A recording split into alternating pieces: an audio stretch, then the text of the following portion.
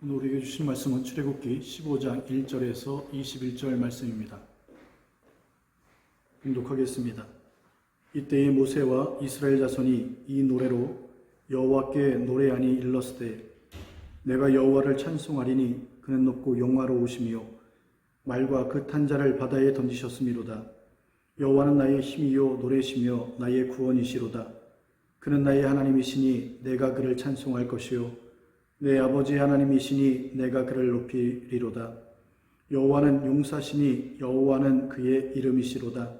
그가 바로의 병거와 그의 군대를 바다에 던지시고 최고의 지휘관들이 홍해에 잠겼고 깊은 물이 그들을 덮으니 그들이 돌처럼 깊음 속에 가라앉았도다. 여호와여 주의 오른손이 권능으로 영광을 나타내시리이다. 여호와여 주의 오른손이 원수를 부수시니이다. 주께서 주의 큰 위엄으로 주를 거스르는 자를 엎으시니이다. 주께서 진노를 발하시니 그 진노가 그들을 지푸라기 같이 사르니이다.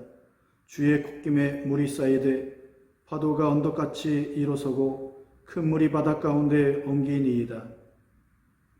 원수가 말하기를 내가 뒤쫓아 따라잡아 탈취물을 나누리라. 내가 그들로 말미암아 내 욕망을 채우리라. 내가 내 칼을 빼리니 내 손이 그들을 멸하리라 하였으나 주께서 바람을 일으키심에 바다가 그들을 덮으니 그들이 거센 물에 납같이 잠겼나이다. 여호와여 신중에 주와 같은 자가 누구니이까? 주와 같이 거룩함으로 영광스러우며 찬송할 만한 위엄이 있으며 기이한 일을 행하는 자가 누구니이까? 주께서 오른손을 드신즉 땅이 그들을 삼켰나이다. 주의 인자하심으로 주께서 구속하신 백성을 인도하시되 주의 힘으로 그들을 주의 거룩한 처소에 들어가게 하시나이다. 여러 나라가 듣고 떨며 블레셋 주민이 두려움에 잡히며 에돔 두령들이 놀라고 모압 영웅이 떨림에 잡히며 가나안 주민이 다 낙담하나이다. 놀람과 두려움이 그들에게 임하매 주의 팔이 크므로 그들이 돌같이 침묵하여 싸우니 여호와여 주의 백성이 통과하기까지 곧 주께서 사신 백성이 통과하기까지 였나이다. 주께서 백성을 인도하사 그들을 주의 기업의 산에 심으리이다. 여호와여 이는 주의 초소를 삼으시려고 예비하신 것이라. 주여 이것이 주의 손으로 세우신 성소로소이다. 여호와께서 영원무궁하도록 다스리시도다 하였더라. 바로의 말과 병거와 마병이 함께 바다에 들어가매 여호와께서 바닷물을 그들 위에 되돌려 흐르게 하셨으나 이스라엘 자손은 바다 가운데서 마른 땅으로 지나간지라. 아론의 누이 선지자 미리암이 손에 소굴을 잡음에 모든 여인도 그를 따라 나오며 소굴을 잡고 춤추니 미리암이 그들에게 화답하여 이르되 너희는 여호와를 찬송하라. 그는 높고 영화로우시며 말과 그 탄 자를 바다에 던지셨음이로다 하였더라. 아멘. 오늘은 찬양이 삶으로 열매 맺는 인생이라는 제목으로 함께 은혜를 나누고자 합니다. 출애굽기 15장 1절에서 18절은 모세가 홍해를 건넌 사건을 기념하고 감격해서 찬양하는 내용을 담고 있습니다. 그리고 19에서 21절은 미리암이 솟구치며 춤추어 노래한다는 내용을 다루고 있습니다. 기독교에서 찬양이란 말씀과 기도와 함께 굉장히 중요한 영적 요소가 됩니다. 왜냐하면 하나님의 통치를 받는 우리 지정의가 하나님을 향한 반응이기 때문입니다. 그래서 지성은 말씀으로, 또 기도는 의지로, 찬양은 감정으로 표현되기에 말씀과 기도와 찬양은 예배의 핵심 요소가 되고 이 세 가지가 있을 때 예배라고 우리는 부르게 됩니다. 특히 기도할 때 찬양받기 합당하신 하나님이라고 종종 표현하게 되는데 이는 찬양 받으실 이유가 많다는 뜻도 됩니다. 하지만 더 중요한 메시지는 어떤 이유에서 찬양받기 합당한지를 아는 것입니다. 주님은 마태복음 23장에 너희는 찬송하라고 명하셨습니다. 그러나 그 찬송을 명하신 그 앞에 내용들을 살펴보게 되면 좀 이상한 내용들을 볼 수 있습니다. 선지자를 죽이고 파송된 자를 돌로 치고 암탉이 날개 아래 새끼를 모으려고 했지만 이를 원치 않고, 또한 집이 버려지고 황폐되었을 때 그 다음 찬양하라라고 명하고 그 뒤에 나를 보지 못한다는 말씀이 기록되어 있습니다. 여기서 나를 보지 못한다라고 하는 것은 주님이 십자가의 죽으심을 의미하는 것입니다. 무슨 말입니까? 하나님이 아무리 날개 아래 품어주려 해도 인간은 그것을 거부했다는 것이죠. 그런데 하나님은 이런 인간을 내버려 두지 않고 당신의 아들 예수를 죽이심으로 우리를 살리셨습니다. 이것을 찬송하라는 것입니다. 이처럼 구원이란 전부 하나님이 행하신 일로 우리가 전혀 예상치 못한 결론이 구원입니다. 그러므로 찬양이라고 하는 것은 우리에게서 비롯된 것이 아니라 하나님께로부터 주어졌음을 인정해야 합니다. 그래서 하나님의 은혜를 받아야 찬송이 나오게 되어 있습니다. 그러면 은혜의 기초가 무엇입니까? 바로 구원받음이죠. 구원은 우리가 할 수 없는 것을 주님이 행하신 것이며, 우리가 죄에서 사망에서 영영 죽을 형벌 속에 있어야 될 우리를 하나님께서 의와 생명과 거룩함으로 영원한 나라로 옮겨주신 사건을 말합니다. 이것이 은혜의 핵심입니다. 그런 의미에서 홍해를 건넌 사건을 찬송한다는 것은 바로 하나님이 행하셨기 때문입니다. 무엇을 행하셨습니까? 430년 바로의 종살이하던 이스라엘을 하나님이 구원하여 약속의 땅으로 옮기신 그 구원의 역사를 말하는 것입니다. 앞엔 홍해요, 뒤엔 애국 군대가 진퇴양난의 상황을 만났을 때 갈라진 그 홍해 바다 사이로 이스라엘 백성들은 안전하게 건너게 되고, 뒤쫓아오던 애국 군사는 물에 수장되었습니다. 이 일을 행하신 하나님을 향해 모세는 찬양하게 되는 것이죠. 놀라운 것은 찬양할 때 하나님의 감동이 임하게 됩니다. 그래서 하나님의 감동을 입은 모세는 앞으로 되어질 일들까지 예언하게 됩니다.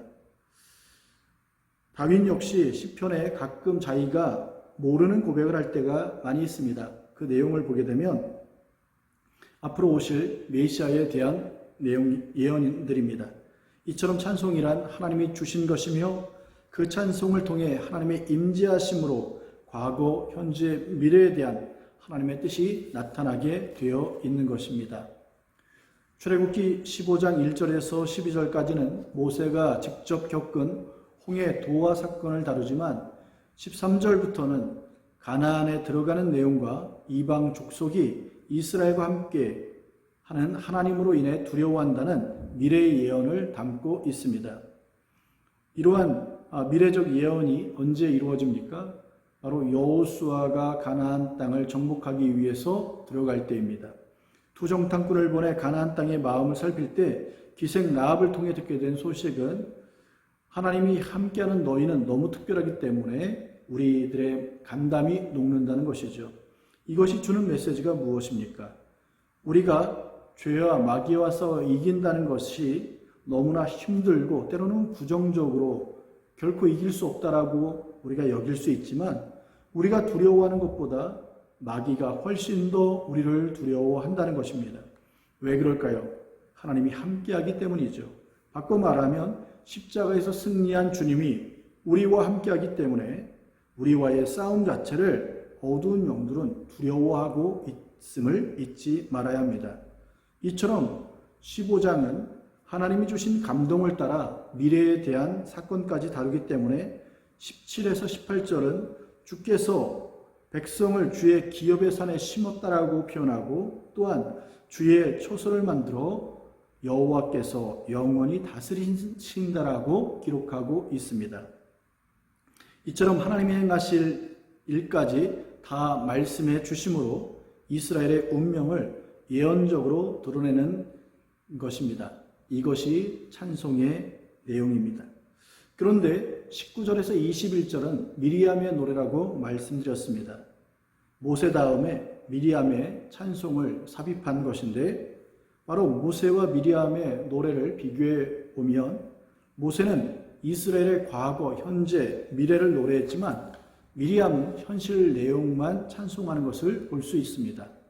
그래서 21절에 너희는 여호와를 찬송하라. 그는 높고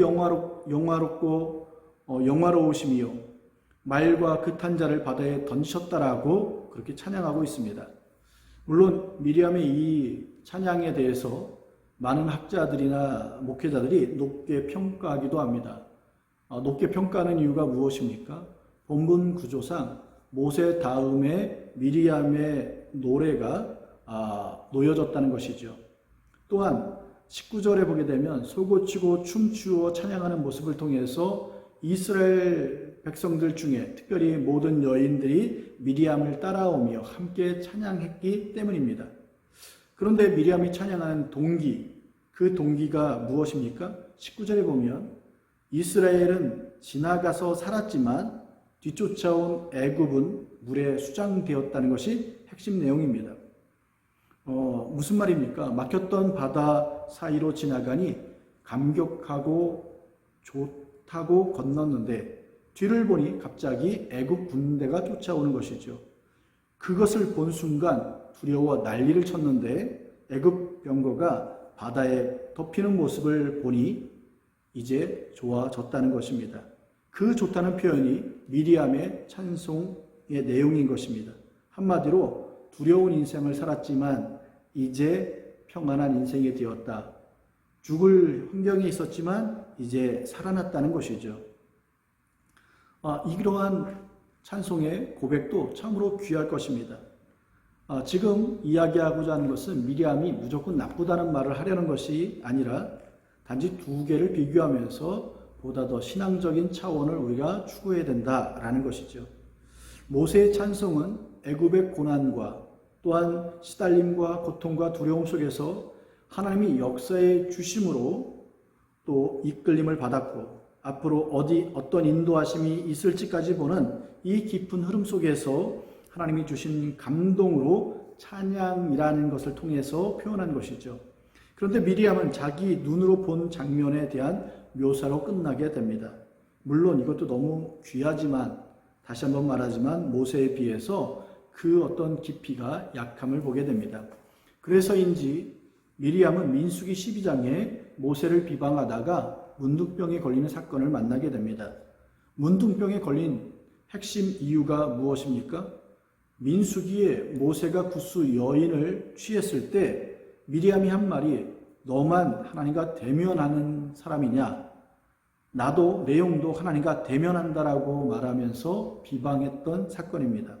이것을 보면 아론과 미리암이 같이 비방한 것처럼 우리가 볼 수 있지만 원어로 보게 되면 비방한다의 동사에는 그 주어가 표시되어 있는데 그 주어가 누구냐면 여성형이라는 것이죠. 즉 비방의 주도권이 아론에게 있었던 것이 아니라 미리암으로부터 발생되어졌음을 이야기해주고 있는 것입니다. 미리암의 찬송을 요약하면 병거를 바다에 던지셨다가 찬송의 전부인 것이죠. 다른 말로 아싸 살았다는 것입니다. 모세와 비교할 때 미리암은 예언적 메시지가 없습니다. 여기서 우리가 생각해 볼 것은 다양한 악기 또 전문 찬양 사역자 그리고 수많은 복음이 쏟아져 나오지만 그 안에 예언적 메시지를 담고 있냐는 것이죠.